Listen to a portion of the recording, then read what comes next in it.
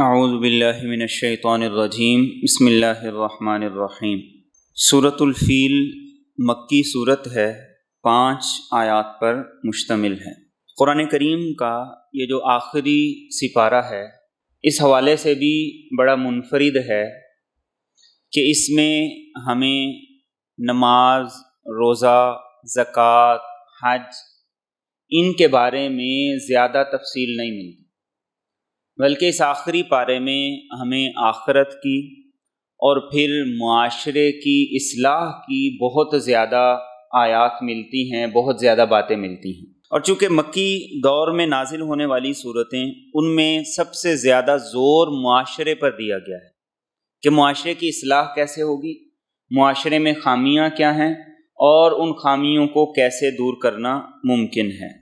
اور انہی خامیوں کی طرف اللہ رب العزت بار بار قریش کو اور مکہ والوں کو مخاطب کرتے تھے اور ان کو متوجہ کیا کرتے تھے۔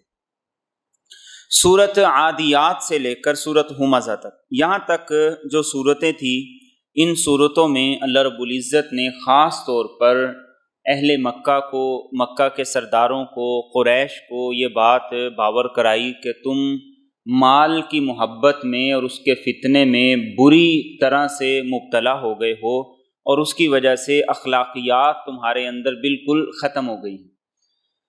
آج سے جو صورتیں شروع ہو رہی ہیں، سورۃ فیل میں، پھر سورۃ قریش میں، پھر اس کے بعد سورۃ ماعون میں، ان میں یہ بتایا گیا کہ معاشرتی اعتبار سے بھی تمہارا اخلاق بہت گر چکا ہے، اب تم اس بات کے حقدار نہیں رہے ہو کہ تمہارے پاس بیت اللہ کی خدمت رہے اور تم بیت اللہ کی خدمت کرتے رہو۔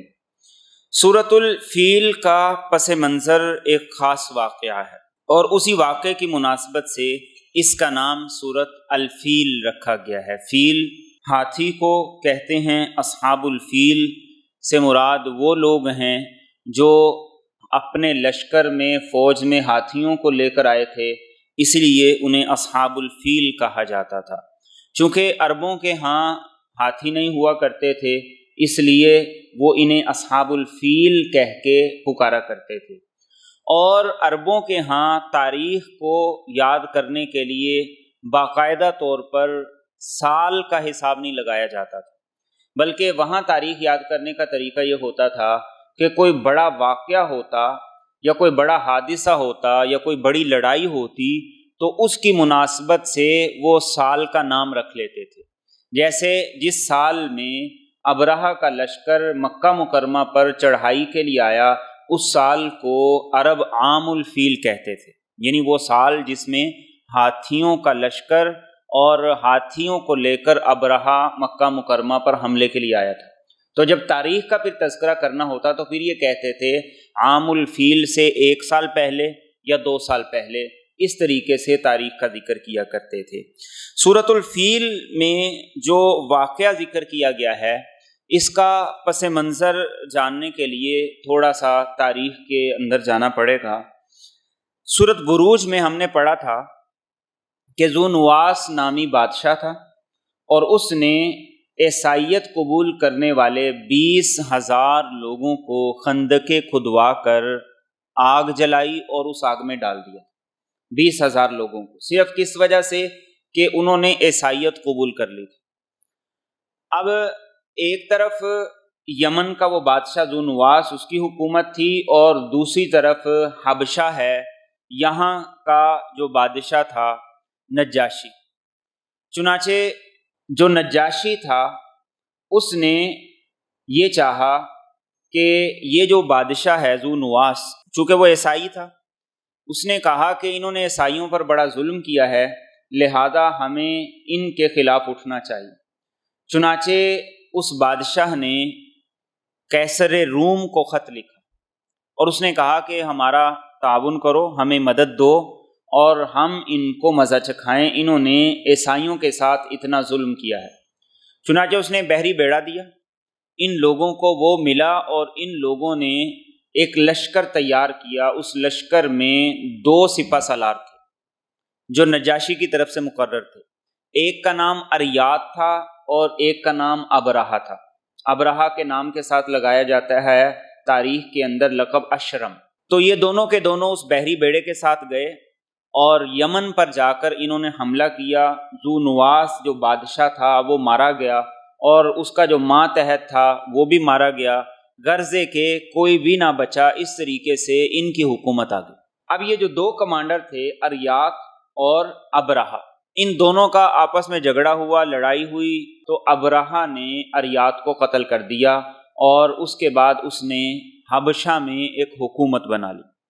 اب جب حکومت اس نے بنا لی تو اس نے یہ دیکھا کہ میں عیسائی ہوں، عیسائیت کو فروغ دینا چاہیے، تو اس نے عیسائیت کو فروغ دینے کے لیے حبشہ میں بہت سے گرجے بنائے اور بہت سی عبادت گاہیں بنائیں۔ یمن کے بعد جو حبشہ کا علاقہ تھا یہ اس دور کے اندر بڑا اچھا علاقہ تھا بنسبت مکہ مکرمہ، تو اس نے کہا کہ لوگ اس جنگل میں جہاں کالے پہاڑ ہیں وہاں لوگ بیت اللہ کی زیارت کرنے کے لیے جاتے ہیں، اس کا طواف کرنے کے لیے جاتے ہیں، تو میں ایسا کرتا ہوں کہ یہاں پر حبشہ میں عبادت گاہ بنا دوں۔ چنانچہ اس نے ایک بہت بڑی عبادت گاہ تعمیر کی، اور تاریخی روایت سے پتہ چلتا ہے کہ اتنی بڑی عبادت گاہ تھی کہ کوئی آدمی اگر اس کے نیچے کھڑا ہو کے اوپر تک دیکھتا تو بہت دور تک اس کی نگاہ جایا کرتی تھی، اور اس نے اس کو تمام قسم کی سہولتوں سے آراستہ کیا۔ وہاں اس نے کمرے بنائے، لوگوں کے لیے رہن سہن کا انتظام کیا، کھانے پینے کا انتظام کیا۔ اس طریقے سے اس نے کہا کہ اب لوگ بیت اللہ کی طرف نہ جائیں بلکہ اس طرف آئیں۔ عربوں کو اس نے بھڑکایا بھی، اور روایات سے پتہ چلتا ہے کہ قریش کے کوئی نوجوان تھے، وہ آئے اور انہوں نے غصے میں آ کر اس کا جو عبادت خانہ تھا جو اس نے تعمیر کیا تھا اس کو آگ لگا دی۔ اور بعض روایات سے پتہ چلتا ہے کہ کسی عربی نے جو قبیلہ بنو کنانہ سے تعلق رکھتا تھا وہ وہاں پر آیا اور اس عبادت خانے میں اس نے قضاء حاجت کر دی۔ جب اس نے تحقیق کی اس کو پتہ چلا تو اس کو بہرحال بڑا غصہ آیا۔ اس نے کہا کہ اب میں بیت اللہ کو نہیں چھوڑوں گا، میں اسے منہدم کروں گا اور اسے صفحہ ہستی سے مٹا دوں گا تاکہ لوگوں کا رجحان جو ہے وہ ہماری طرف ہو، ہمارے عبادت گاہ کی طرف۔ چنانچہ اس نے ایک فوج تیار کی اور اس فوج میں تمام سیرت نگاروں کا، مورخین کا اتفاق ہے کہ 60,000 آدمی تھے، اور اس 60,000 آدمیوں میں ہاتھی بھی ساتھ تھے۔ ہاتھیوں کو ساتھ لینے کا بنیادی مقصد یہ تھا کہ ایک تو اس سے رعب اور دبدبہ بہت زیادہ ہے، دوسرا ان کا مقصد یہ تھا کہ زنجیروں کے ساتھ ہم بیت اللہ کے جو ستون ہیں ان کو باندھ کے ہاتھیوں کو چلائیں گے۔ جب یہ 9 یا 13 ہاتھی تھے، جب یہ چلیں گے تو بیت اللہ سارے کا سارا منہدم ہو جائے گا۔ چنانچہ یہ 60,000 کا لشکر تیار ہوا، ابرہہ اس کا کمانڈر تھا، اور جس ہاتھی پر وہ سوار تھا اس کا نام محمود تھا۔ چنانچہ انہوں نے سفر کا آغاز ابھی کیا ہی تھا کہ یمن کے اندر ایک رئیس تھا قبیلے کا جس کا نام ذو نفر تھا، وہ یہیں سے مخالفت کے لیے کھڑا ہو گیا۔ ابرہہ اس کے مقابلے میں بڑی طاقتور فوج رکھتا تھا، انہوں نے اس کو قتل کر دیا، وہ لوگ شکست کھا گئے۔ جب یہ قبیلہ بنو خثعم کے پاس سے گزرے تو وہاں پر ایک اور قبیلے کا سردار تھا جس کا نام تھا حبیب بن نفیل، وہ مقابلے کے اندر آیا، اس کے لشکر کو شکست ہوئی تو اس نے اسے قید کر لی، اور قید کر کے اس نے کہا کہ تم ہمارے ساتھ چلو، ہمیں راستہ دکھاؤ۔ اب اتنا بڑا لشکر جب چلا، راستے میں گزرتے ہوئے جب ان کا گزر طائف کے پاس سے ہوا تو طائف کے لوگوں نے پہلے سے جا کر اسے بتایا کہ ہم لوگ تمہیں کچھ نہیں کہتے، اور ہم نے ایک بت خانہ بنایا ہوا ہے، لات ان کا معبود تھا جس کا انہوں نے بہت بڑا بت خانہ بنایا ہوا۔ ان کا مقصد یہ تھا کہ اگر ہم مقابلہ کریں گے تو یہ ہمارا بت خانہ گرا دے گا، لہذا انہوں نے اسے جا کر کہا کہ جسے تم گرانے آئے ہو وہ یہ نہیں ہے، ہم تمہیں ایک آدمی دیتے ہیں جو تمہیں راستہ بھی بتائے گا اور وہاں تک لے کے جائے گا۔ چنانچہ انہوں نے ایک آدمی ابرہہ کو دیا جس کا نام تھا ابو رغال، وہ راستہ بتاتے بتاتے ان کو لے کر چلا، اور مغمس وادی کا نام ہے، وہاں پر جا کر انہوں نے جب پڑاؤ کیا تو اس جگہ پر قریش کے اونٹ چر رہے تھے، جن میں آپ صلی اللہ علیہ وسلم کے دادا عبد المطلب کے بھی 200 اونٹ تھے۔ تو انہوں نے سب سے پہلے تو وہ سارے کے سارے اونٹ پکڑ لیے اور ان کو اپنے قبضے میں کر لی۔ اس کے بعد یہ لشکر جب آگے جانے لگا، آگے جانے سے پہلے یہ لوگ وادی محصر میں پہنچے۔ یہ مزدلفہ کے اندر آتی ہے۔ اللہ کے رسول صلی اللہ علیہ وسلم نے حج کے معاملے میں جب مزدلفہ کا تذکرہ کیا تو آپ نے فرمایا مزدلفہ میں جہاں مرضی قیام کرو، لیکن یہ جو وادی محصر ہے اس جگہ پر کسی نے نہیں ٹھہرنا، اس لیے کہ اس جگہ پر ان لوگوں پر اللہ کا عذاب آیا تھا۔ بہرحال ان کا جو ہاتھی تھا جو سب سے آگے چلتا تھا، جس پر ابرہہ سوار تھا، جس کا نام محمود تھا، اب اس کو جب وہاں سے آگے چلاتے تو وہ آگے نہیں چلتا تھا، اس کو لوہے کے راڈ کے ساتھ انہوں نے مارا، ہر طرح سے اٹھانے کی کوشش کی، وہ اٹھتا نہیں تھا، اس طرف نہیں جاتا تھا، دائیں بھی جاتا تھا بائیں بھی جاتا تھا۔ چنانچہ جب انہوں نے بڑی کوشش کی اور بالکل اس معاملے میں ناکام ہو گئے، اور دوسری طرف اللہ رب العزت نے کیا کیا، آپ کے جو دادا تھے عبد المطلب، بڑے وجیح آدمی تھے، اپنی قوم کے سردار بھی سمجھے جاتے تھے، ان کے پاس ابرہہ نے ایک آدمی کو بھیجا بطور سفیر کے کہ جاؤ ان سے بات کرو اور انہیں جا کر آمادہ کرو کہ ہمارے ساتھ لڑائی نہ کریں، اور اگر وہ میرے سے ملاقات کرنا چاہتے ہیں تو ان کو بلا لو، میں ملاقات بھی کر لوں گا، ہو سکتا ہے ہمارے مذاکرات اس معاملے میں کامیاب ہو جائیں کہ وہ مزاحمت نہ کریں۔ آپ کے دادا عبد المطلب جب ان کو پتہ چلا تو وہ ابرہہ سے ملنے کے لیے آئے، چونکہ بہت وجیح خوبصورت تھے، بڑی اچھی شخصیت کے مالک تھے۔ ابرہہ نے جب ان کو دیکھا تو دیکھ کر اپنے تخت سے نیچے اتر آیا اور ان کو اپنی جگہ پہ بٹھایا۔ اب بات چیت شروع کر دی۔ جب بات چیت شروع کی تو عبد المطلب نے کہا کہ تم جو بات کہہ رہے ہو ہمیں اس سے کوئی سروکار نہیں، میں تو تمہارے پاس بیت اللہ کے بارے میں بات کرنے کے لیے آیا ہی نہیں کہ اس پر تم حملہ کرو یا نہ کرو۔ اور عبد المطلب نے کہا کہ بیت اللہ کا رب ہے، وہ اس کی حفاظت کرے گا، میں تو اپنے 200 اونٹ جو ہیں ان کی بات کرنے آیا۔ ابرہہ نے کہا اتنے وجیح آدمی، اتنی باکمال شخصیت کے دیکھ کے میں متاثر ہوا ہوں، اور تمہاری اس بات سے تمہارا سارا وقار میری نظر میں مجروح ہو گیا، ختم ہو گیا۔ انہوں نے کہا اس سے کوئی فرق نہیں پڑتا، میرے 200 اونٹ واپس کر دو۔ اس نے واپس کر دیے۔ آپ نے 200 اونٹ لیے، واپس آئے۔ مکہ کے نوجوان سارے بھڑکے ہوئے تھے کہ بیت اللہ کے تحفظ کے لیے ہم سب کچھ کر گزریں گے۔ آپ کے دادا بیت اللہ کے اندر آئے، خانہ کعبہ کے غلاف کو، اور بعض روایت سے پتہ چلتا ہے کہ اس کا جو کنڈا تھا اس کو پکڑ کر انہوں نے اللہ تعالیٰ سے دعا کی اور کہا کہ اللہ، ہر گھر کی حفاظت کرنے والا کوئی ہوتا ہے، یہ تیرا گھر ہے، تو اس کا محافظ ہے، تو نے اس کی حفاظت کر دی۔ اس کے بعد آپ نے سارے کے سارے مکہ کے جتنے بھی لوگ تھے سب کو لیا اور جا کر پہاڑوں میں غاروں کے اندر پناہ گزین ہو گئے، اور کہا کہ بس اب بیت اللہ کا معاملہ بیت اللہ کے رب پر چھوڑ دو اور ان پر چھوڑ دو جو یہاں پر حملے کے لیے آئے۔ اب دوسری طرف یہ کوشش کر رہے تھے آگے بڑھنے کی، لیکن آگے بڑھ نہیں پا رہے تھے، اور وہ ہاتھی جس کو لے کر آئے تھے وہ آگے چلتا نہیں تھا، اور وہ شخص ابو رغال جس کو یہ طائف والوں نے دیا تھا کہ اس کو ساتھ لے جاؤ، یہ تمہیں راستہ فراہم کرے گا، وہ بھی انہی کے ساتھ تھا، اور وہ آدمی جس کو انہوں نے قیدی بنایا تھا، حبیب بن نفیل قبیلہ بنو خثعم کا، وہ بھی ان کے ساتھ ہی تھا۔ اب اسی اثناء میں یہ کشمکش چل رہی تھی کہ اب آگے کیسے چلیں، کیا حکمت عملی بنائیں کہ اللہ کی طرف سے چھوٹے چھوٹے پرندوں کی بہت سی فوجیں آئیں اور غول در غول ان کے ہر طرف سے آئے، اور وہ کس انداز سے آئے کہ ان کے پاس 3 کنکریاں تھیں، ایک چونچ میں اور 2 ان کے پنجوں میں، اور روایات سے یہ ملتا ہے کہ یہ عام پرندے نہیں تھے بلکہ یہ وہ پرندے تھے جیسے پرندے اس سے پہلے کبھی اس خطے میں کسی نے دیکھے نہیں۔ اب وہ آئے، وہ آ کر حملہ کرتے تھے، اور حملہ یہ کرتے تھے کہ وہ کنکر پھینکتے تھے، آدمی کو لگتا تو اس کو چیرتا ہوا زمین سے نکل جاتا تھا، کسی اونٹ کو لگتا اور کسی ہاتھی کو لگتا تو اس کے اندر سے بھی چیر کر زمین سے نکل جاتا تھا۔ اور یہ بھی روایات سے معلوم ہوتا ہے کہ ہر کنکر پر اس آدمی کا بھی نام لکھا ہوا تھا جس کو اس نے لگنا تھا۔ اب کچھ لوگ تو موقع پر مارے گئے، اور کچھ وہ تھے جن کو چیچک کا مرض پڑ گیا، ایسی زبردست قسم کی خارش پڑی کہ وہ جب اپنے جسم پر خارش کرتے تو گوشت نوچا جاتا تھا، اور اس طریقے سے کوئی یمن کی طرف بھاگنا شروع ہوئے، کوئی کسی دوسرے علاقے کی طرف، اور جو ابرہہ تھا وہ اس موقع پر نہیں مارا گیا، بلکہ وہ بھاگا اور بھاگتا بھاگتا وہ اپنے علاقے تک پہنچ گیا، لیکن وہاں جا کر اسے یہی مرض لگ گیا تھا، اور اسی مرض کی وجہ سے اس کے جسم کی ساری ہڈیاں، ان سے گوشت سارا نوچ لیا گیا تھا، اور اس طریقے سے اللہ رب العزت نے ان کو نشان عبرت بنایا۔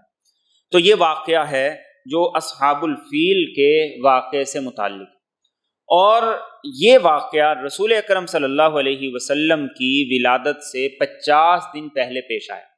آپ کی ولادت ہوئی ہے ربیع الاول کے مہینے میں، اور محرم کے مہینے میں یہ واقعہ پیش آیا۔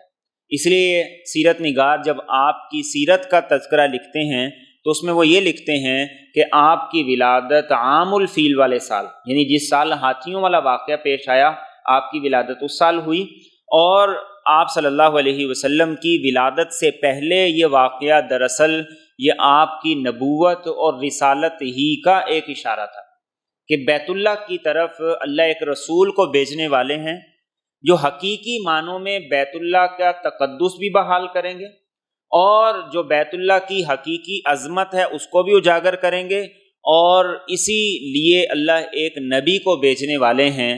تو آپ کی ولادت سے 50 دن پہلے یہ واقعہ پیش آیا، اور وہ کنکریاں جو پرندوں نے ماری تھی، بعض مکہ کے لوگوں نے وہ کنکریاں بھی اپنے پاس محفوظ کر کے رکھ لی تھی، اور اس طریقے سے ہر آنے جانے والا ان کو دیکھا کرتا تھا، اور وہ علاقہ، وہ وادی جہاں پر ان پہ کنکریاں برسائی گئی تھیں، اسے وادی محصر کے نام سے احادیث میں تعبیر کیا جاتا ہے۔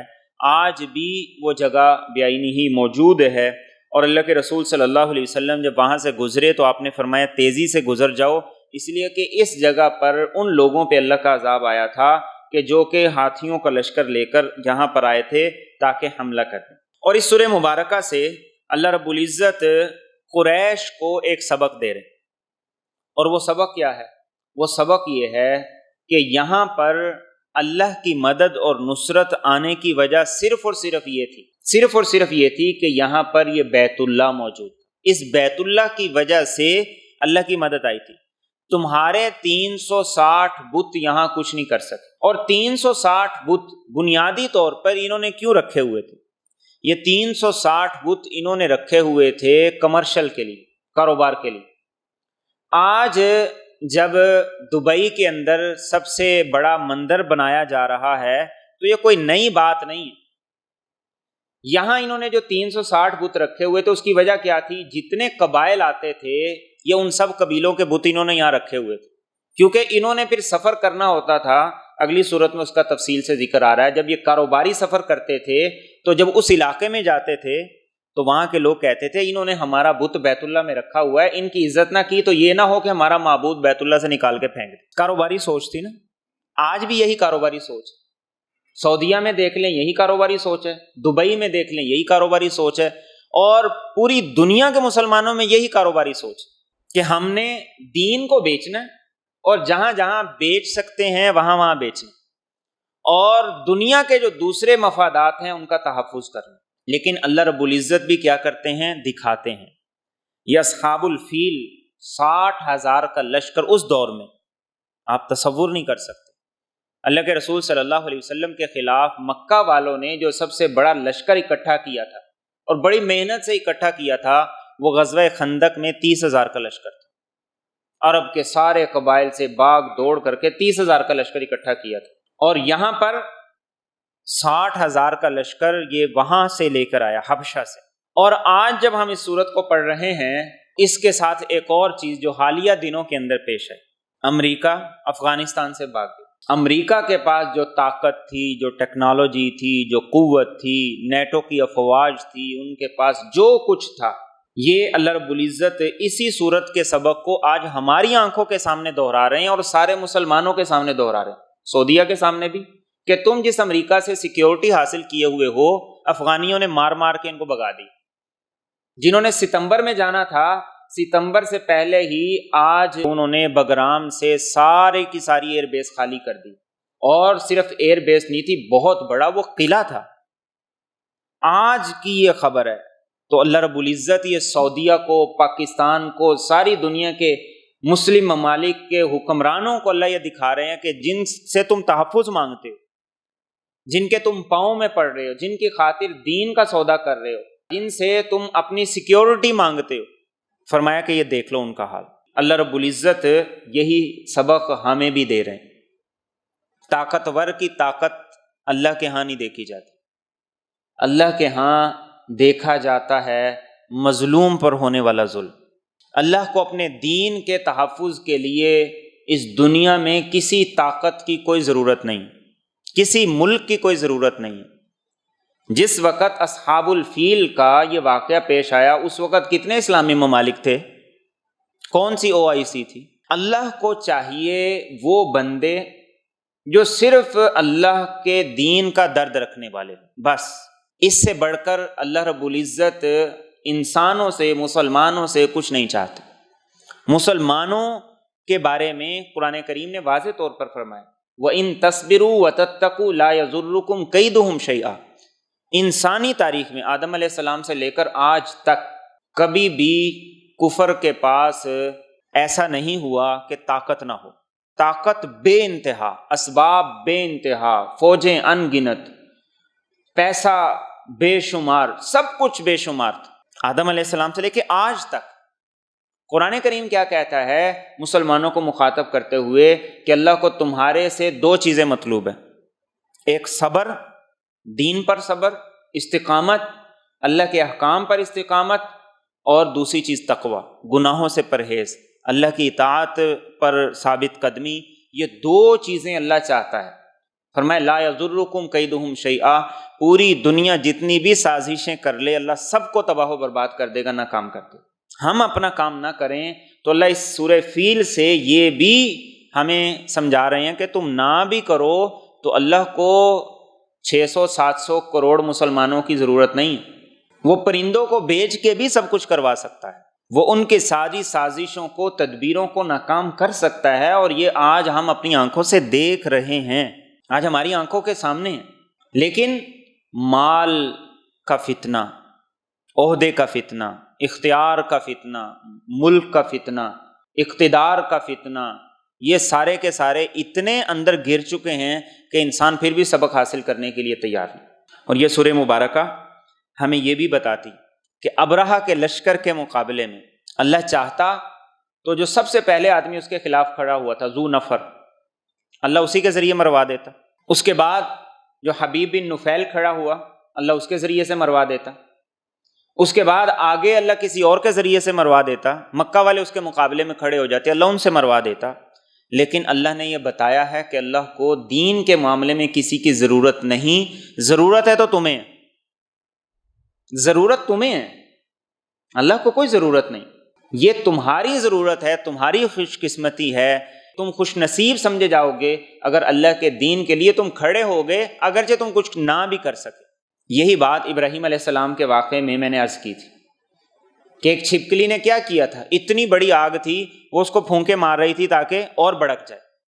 ایک کبوتر نے کیا کیا تھا، اپنی چونچ میں پانی بھر کے اس آگ پہ ڈال رہا تھا کہ ٹھنڈا ہو جائے، نہ اس کے پانی ڈالنے سے ٹھنڈا ہوا نہ اس کے پھونک مارنے سے، وہ آگ بڑی بڑکی۔ لیکن انسانی تاریخ میں اللہ نے ایک کی قسمت میں خوش نصیبی لکھ دی، ایک کی قسمت میں بد نصیبی لکھ دی۔ اس واقعے میں بھی جو لوگ کھڑے ہوئے تھے مقابلے میں، ایک ذو نفر تھا وہ تو قتل ہو گیا، دوسرا جس کو وہ ساتھ قید کر کے لے آئے تھے، جب وہ سارے کے سارے لشکر ہلاک ہو گئے تو وہ آدمی بچ گیا تھا جس کو وہاں سے قید کر کے ساتھ لے کے آئے تھے، تو اس نے وہاں پر اشعار کہے تھے، اور آپ کے دادا عبد المطلب نے بھی اشعار کہے تھے اور اللہ کا شکر ادا کیا تھا۔ تو اس نے اشعار کہے تھے اپنی بیوی کو مخاطب کرتے ہوئے، اور اپنی بیوی کو مخاطب کرتے ہوئے اس کا نام لے کے اس نے کہا تھا کہ اگرچہ میں وہ نہیں کر سکا جو مجھے کرنا چاہیے تھا، اور تم نے مجھے یہ کہا کہ تم کچھ کر نہیں سکے، تمہاری قوم کچھ کر نہیں سکی، تو اقدام کرنے کا،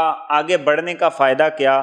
تو کہا کہ آج دیکھ لو میں بچ گیا ہوں، بیت اللہ کا تحفظ کرنے کے لیے میں نے جو قربانی دی تھی وہ بالکل درست تھی، اور یہ سارے کا سارا 60,000 کا لشکر مارا گیا۔ تو اپنا حصہ ڈالنا یہ میری آپ کی ذمہ داری، میں اپنے بارے میں سوچوں، پوری دنیا کو ایک طرف کرتے ہیں۔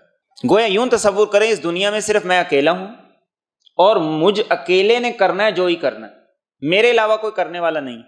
جس خاندان کا ایک کفیل ہو، چاہے خاندان میں 20 افراد ہوں، ماں بوڑھی ہے، باپ بوڑھا ہے، اس کی دوائی ہے، ماں کے اخراجات ہیں، پھر اس کے بعد لمبا چوڑا عیال ہے، بیوی بچے ہیں، کیا وہ ایک اپنے آپ کو سمجھتے ہوئے سب کچھ کرتا نہیں؟ اس دین کے معاملے میں بھی ہم نے جب تک یہ نہ سوچا کہ مجھے ہی کرنا ہے، کوئی اور کرے یا نہ کرے ہم نہیں کریں گے، جب تک ہم یہ نہیں سوچ۔ آج ہماری سوچ بدل گئی، ہم کہتے ہیں ہم کیسے کریں، ہم کیا کریں، ہم تو کچھ کر نہیں سکتے۔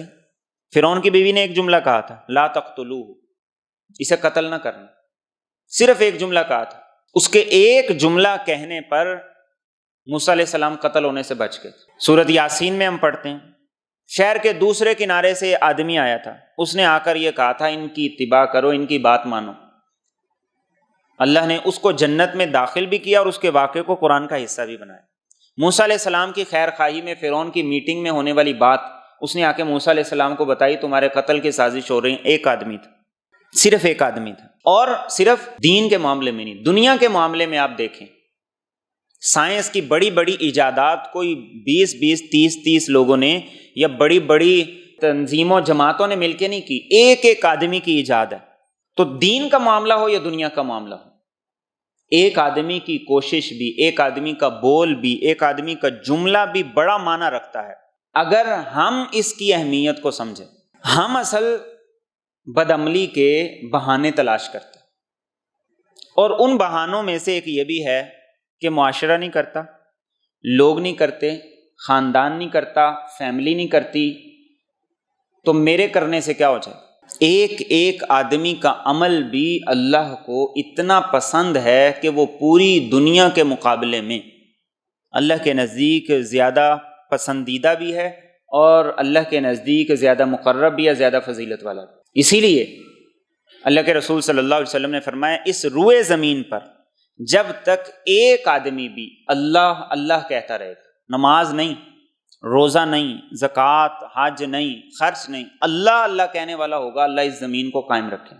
تو میرے اور آپ کا دین کے اوپر عمل کرنا، اس کے احکامات کو بجا لانا، اس کے لیے تگ و دو کرنا، اس کے لیے کوشش کرنا، یہ تو اللہ اللہ سے بہت بڑھ کے، لیکن بشرطے کہ ہم کریں، اپنی اس ذمہ داری کو سمجھیں اور اس ذمہ داری کو بھرپور طریقے سے ادا کریں۔ آپ نے عملی طور پر شاید زندگی میں آپ نے کوئی یہودی نہ دیکھا ہو، لیکن تصویروں میں آپ نے دیکھا ہوگا، لمبی لمبی داڑھیاں، سر پہ چھوٹی چھوٹی خاص قسم کی ٹوپیاں رکھی ہوئی ہیں، بعض نے لمبی ٹوپیاں پہنی ہوئی ہیں اور لمبے لمبے جبے پہنے ہوئے ہیں۔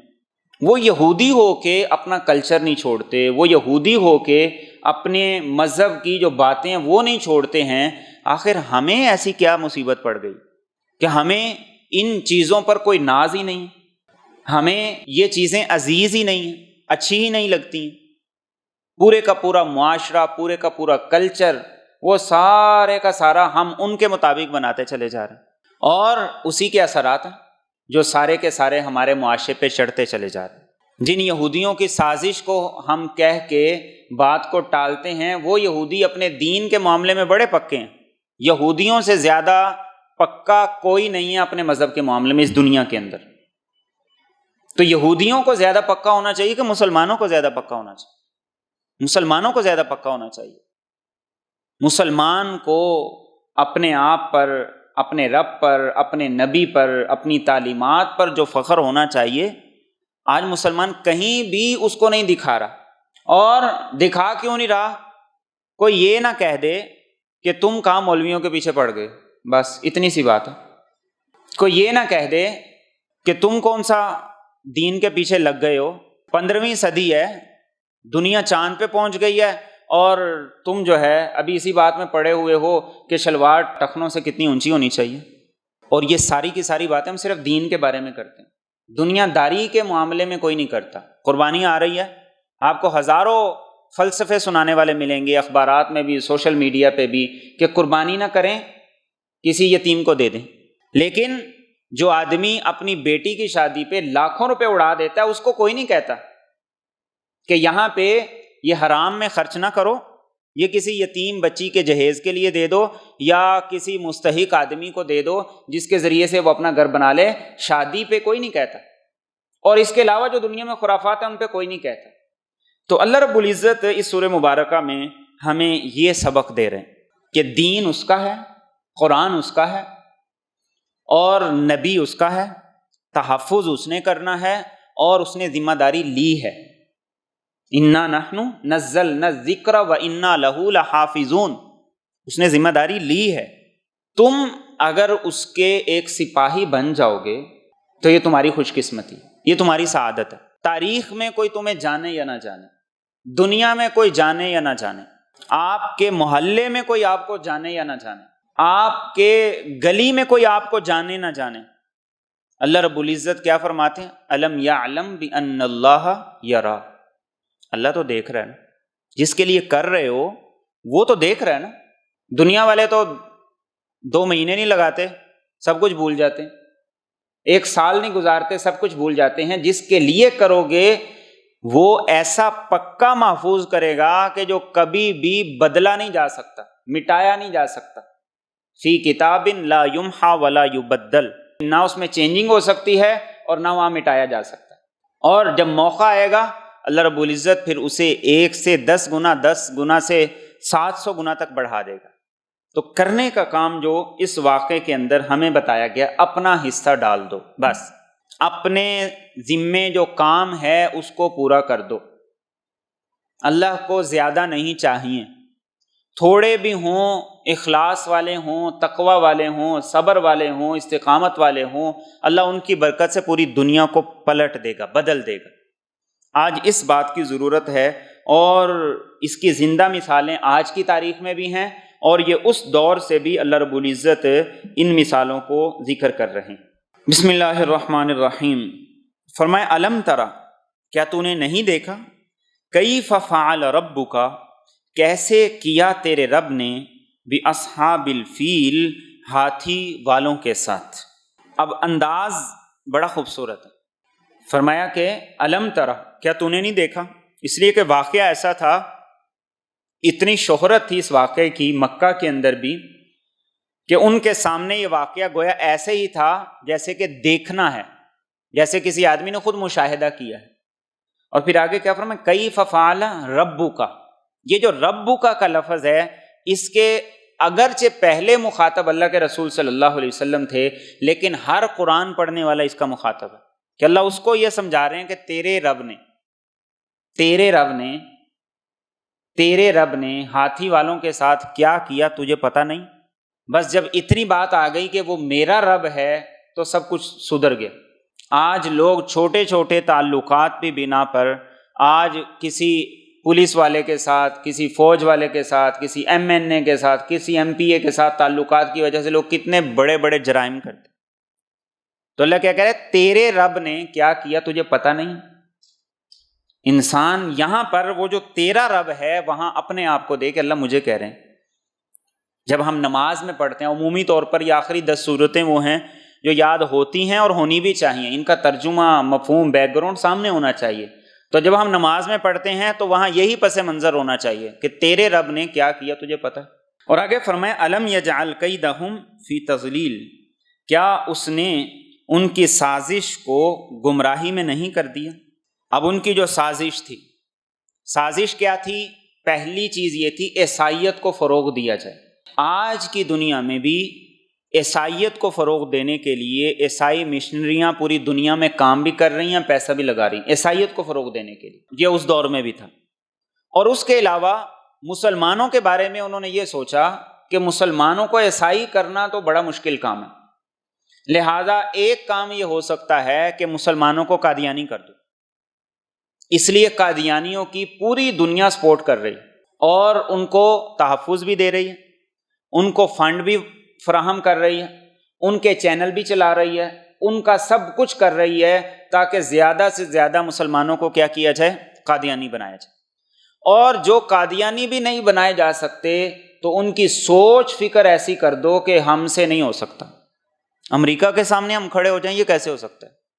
چائنا سے مخالفت لے لیں, یہ کیسے ہو سکتا ہے؟ ان کے سامنے یہ خوف پیدا کر دو اور اس خوف سے ہی یہ سارے کے سارے مارے جائیں گے۔ تو اللہ فرماتے ہیں کہ دیکھو ہم نے ان کی سازش کو کیسے ناکام کیا۔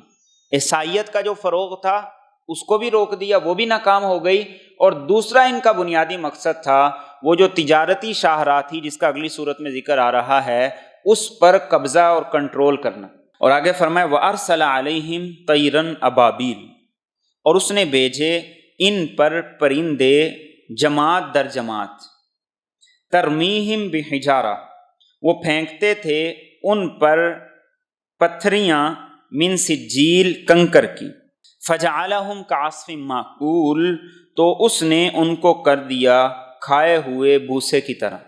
ہمارے ہاں عمومی طور پر ایک پرندہ ہے جس کو ابابیل کہا جاتا ہے، اور یہ کہا جاتا ہے کہ یہ وہی پرندے ہیں، جبکہ قرآن کریم نے جو ذکر کیا ہے، مفسرین کا اس بات پر اتفاق ہے کہ ابابیل یہ کسی پرندے کا نام نہیں ہے، بلکہ ابابیل یہ عربی کا لفظ ہے جس کا معنی ہے کہ وہ پرندے ایک ایک کر کے نہیں آئے تھے بلکہ جھنڈ کی شکل میں آئے تھے، فوج در فوج آئے تھے، اور وہ کیا کرتے تھے، وہ ان پر کنکر کی پتھریاں پھینکتے تھے۔ ایک مٹی کا ڈھیلا ہوتا ہے، ایک کنکر ہوتا ہے جو گارا خشک ہونے کی وجہ سے سخت بن جاتا ہے، تو فرمایا وہ کنکر تھے، اور روایات سے پتہ چلتا ہے کہ وہ مٹر کے دانے سے تھوڑے چھوٹے تھے، اور جب وہ ان پر آتا تھا فجعلہم کعصف مأکول، عصف کسے کہتے ہیں، والحب ذو العصف والریحان، سورۃ رحمان میں ذکر آتا ہے، جب کسان دانہ نکال لیتا ہے تو جو بھوسا بچ جاتا ہے اس کو کسان چھوڑ دیتے، پھر اس بھوسے کو جانور چارے کے طور پہ کھاتے، وہ پہلے سے تنکوں کی صورت میں ہوتا ہے، پھر جب جانور اس کو کھا کر چبا کر باہر گوبر کی صورت میں، لید کی صورت میں پھینک دیتے ہیں، تو اس میں بھی اس کے چھوٹے چھوٹے ذرات ہوتے ہیں۔ اللہ رب العزت ان سے تشبیہ دے رہے ہیں کہ وہ پتھر گولی کی طرح کام کرتے تھے، اور جب ان پر پڑتا تھا تو ان کو چیرتا ہوا جاتا تھا، اور جو بچ گئے ان کے جسم سے گوشت ہڈیوں سے الگ ہو گیا، جدا ہو گیا، اور وہ کھائے ہوئے بھوسے کی طرح ہو گئے۔ تو سب سے پہلا سبق اس سورہ مبارکہ سے مجھے اور آپ کو سیکھنا ہے کہ ہمارا معاملہ ہمارے رب کے ساتھ ہے، ہم نے اس معاملے میں مرتے دم تک پوری قوت، توانائی اور ہمت یہ صرف کر دینی، اور یہی مجھ سے اور آپ سے مطلوب ہے کہ ہم اپنی پوری قوت اور پوری توانائی اس کے لیے صرف کر دیں، خرچ کر دیں۔ اللہ رب العزت کا ایک نام ہے شکور، وہ بڑا قدردان ہے۔ انسان کی تھوڑی سی محنت پر وہ جتنا معاوضہ، جتنا اجر عطا کرتا ہے، اس دنیا میں اس کا تصور ہی نہیں کیا جا سکتا کہ وہ کتنا قدردان ہے۔ لیکن انسان سمجھے تو، انسان اگر اس قدردانی کو سمجھے تو۔ اور مکہ کے جو لوگ تھے ان کو یہ سنایا جا رہا ہے، ان کو یہ سنایا جا رہا ہے کہ اللہ کے رسول صلی اللہ علیہ وسلم کی مخالفت میں جو تم اتنے پیش ہو، آپ جس رب کی دعوت دے رہے ہیں اسی رب سے دعا کر کے عبد المطلب نے مانگا تھا کہ اس بیت اللہ کا تحفظ کیا جائے، اس کی حفاظت کی جائے، اس کا رب ہے جو اس کی حفاظت کرے گا۔ اور اس موقع پر تمہارے یہاں جو 360 بت پڑے ہوئے تھے، ان میں سے کسی نے اس بیت اللہ کو نہیں بچایا۔ تو جب اللہ کے رسول صلی اللہ علیہ وسلم جو تمہارے اندر آئے ہیں، جب وہ یہی بات کر رہے ہیں تو تم کیوں ان کی بات نہیں مان رہے؟ تم کیوں ان کے راستے کے اندر روڑے اٹکا رہے ہو، انہیں تکالیف دے رہے ہو، انہیں پریشان کر رہے ہو؟ تو اس واقعے سے اللہ رب العزت نے قریش کو بھی سبق سکھایا بھی ہے، سنایا بھی ہے، اور یہ ہمارے لیے بھی ہے۔ آج کے دور میں اللہ کا یہی قانون ہے، یہی سنت ہے، وَلَن تَجِدَ لِسُنَّتِ اللَّهِ تَبْدِيلًا۔ اللہ فرماتے ہیں اللہ کی سنت نہیں بدلتی، اللہ کا قانون نہیں بدلتا، اس میں ترمیم نہیں ہوتی۔ رب بھی وہی ہے، قرآن بھی وہی ہے، نبی بھی وہی ہے، کتاب بھی وہی ہے، اللہ کا قانون بھی وہی، کرنے والے بدل گئے۔ اور وہ بدلے کس وجہ سے ہیں؟ جس کا پچھلی ساری صورتوں میں ذکر آیا، سورۃ عادیات سے لے کر سورۃ ہمزہ تک۔ پیسے کی لالچ، عہدے کی لالچ، اقتدار کی لالچ، اپنے جان مال اس کے پیچھے لگ کے انسان اللہ کو بھی بھول گیا اور زندگی کے تقاضوں سے بھی غافل ہو گیا۔ اللہ مجھے اور آپ کو صحیح فہم نصیب